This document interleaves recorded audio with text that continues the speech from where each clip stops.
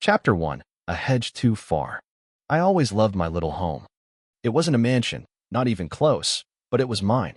A cozy house with a small, well-kept yard and a hedge I had planted myself. Every weekend, I trimmed it, making sure it stayed lush and neat. It was my pride and joy. But living in a neighborhood run by an HOA? That was a different story. Meet Cynthia Mollery, our self-proclaimed HOA queen. A woman who took her position way too seriously. She had a nose for trouble, or rather, what she thought was trouble. And unfortunately for me, I was on her radar.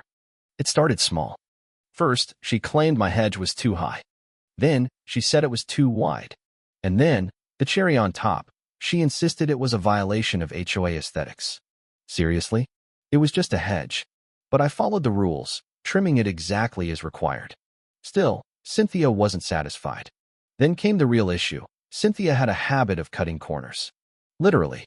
Instead of driving all the way around the cul-de-sac like a normal person, she would run right over my hedge with her oversized SUV. At first, I thought it was an accident. The first time, maybe even the second. But then? No. It was deliberate. I saw her smirk when she did it. The way she gunned her engine just before hitting my carefully trimmed greenery. It was almost like she was daring me to do something about it. I complained to the HOA, but guess what? They sided with her. She's on the board, they told me. It's not a big deal. Not a big deal? She was destroying my property. I was furious, but I knew I couldn't act out of anger. No, I had to be smart about this. Cynthia thought she could get away with whatever she wanted because she had power in the HOA. But I had something even better, a plan. Chapter 2. Building the Perfect Trap.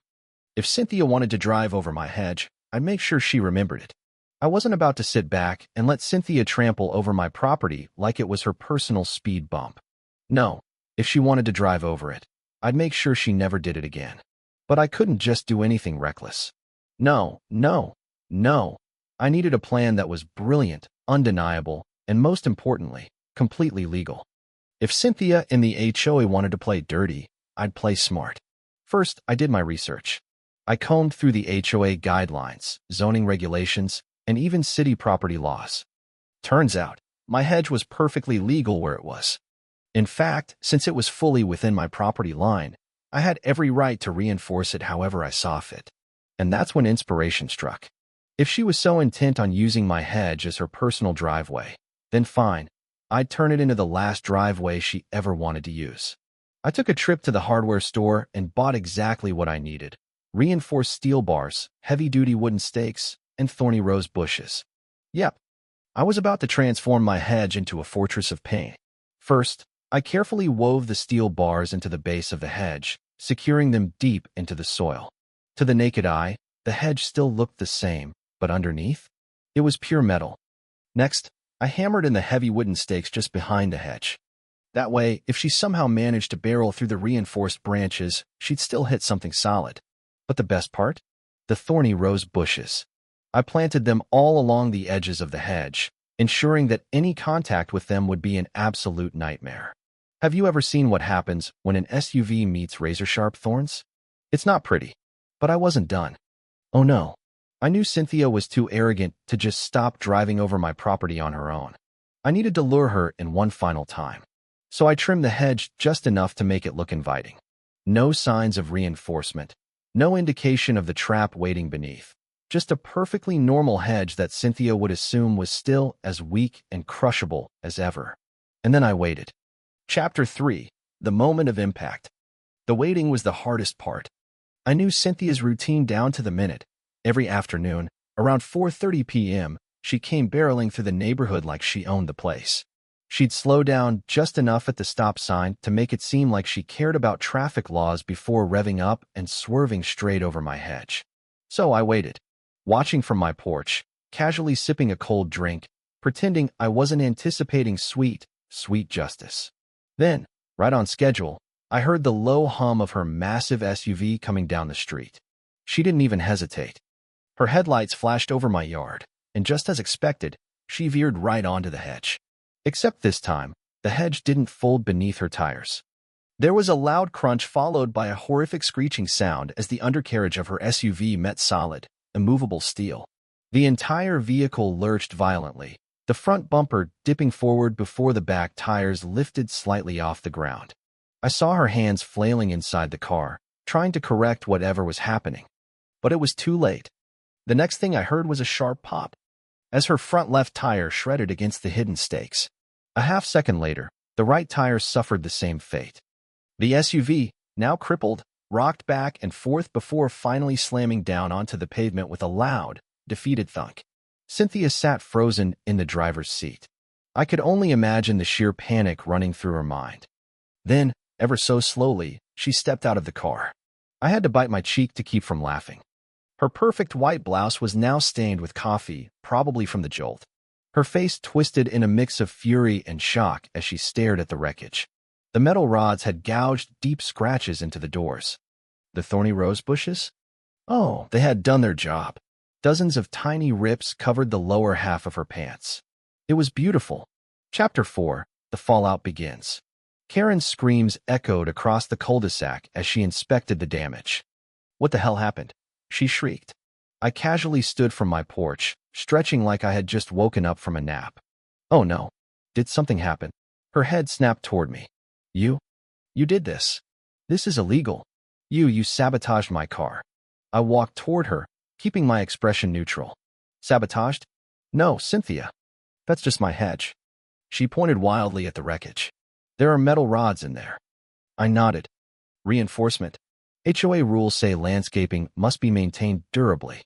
Steel reinforcement ensures longevity. She was fuming. You. She stuttered before collecting herself. I'm calling the police. I crossed my arms. Good idea. In fact, let me do it for you. Before she could protest, I pulled out my phone and dialed. Yeah. Hi. This is Jake Carter over on Oak Ridge Lane. Got a situation involving a private vehicle trespassing onto my property. Reckless driving, destruction of landscaping, potential property damage. Yep, I've got footage. Cynthia's jaw practically hit the floor. You can't, she sputtered. I'm the HOA president. I grinned. That's nice. But out here? You're just another reckless driver. As the sound of approaching sirens filled the air, I leaned in just a little. And Cynthia? You might want to get a good lawyer. Chapter 5, The Legal Reckoning.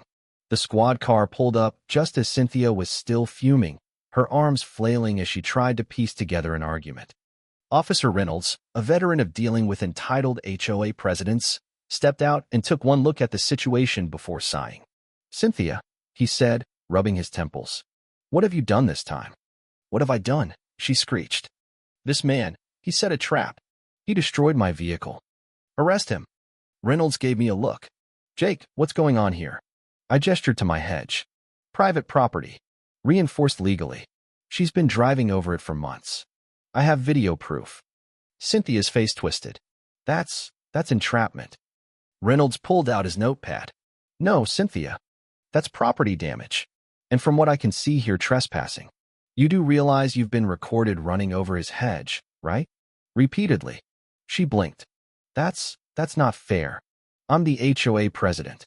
Reynolds flipped through his notes and let out a chuckle. Funny thing about that, actually. Turns out the HOA doesn't even have jurisdiction over Jake's property. The county confirmed it this morning. So, unless you'd like to explain why you've been harassing him, issuing false violation notices, and committing property damage, I suggest you take a deep breath. Cynthia's mouth opened and closed like a fish gasping for air. Now, Reynolds continued, his tone firm. You've got two options. You can pay for the damage to Jake's hedge and leave him alone, or we can escalate this and get the county involved. Which will it be? Chapter 6, The End of an Era. It didn't take long for Cynthia's downfall to be set in motion. She fought back, of course. She tried rallying the HOA board, but by now, everyone had seen the footage of her wrecking my hedge. Homeowners started questioning all the fines she'd been handing out for years. People who had blindly followed her rules realized she had been enforcing regulations that didn't exist. Then, the final blow landed. At the next HOA meeting, a vote was held. Cynthia was officially removed from her position as president. The homeowners had had enough. Not long after, she put her house on the market and left town, her reputation in tatters. No one missed her. As for me, my hedge remained standing, stronger than ever. And no one ever drove over it again. Epilogue, a peaceful neighborhood. Months later, I sat on my porch, watching the sunset and enjoying the quiet. The HOA, now under new leadership, was more reasonable. No more petty fines, no more intimidation. Just neighbors living their lives without unnecessary rules looming over them. Reynolds stopped by one evening, leaning against my fence. "So, how's it feel, taking down the HOA queen?" I smirked. "Damn satisfying." He chuckled. "Well, if you ever want a job in law enforcement, let me know.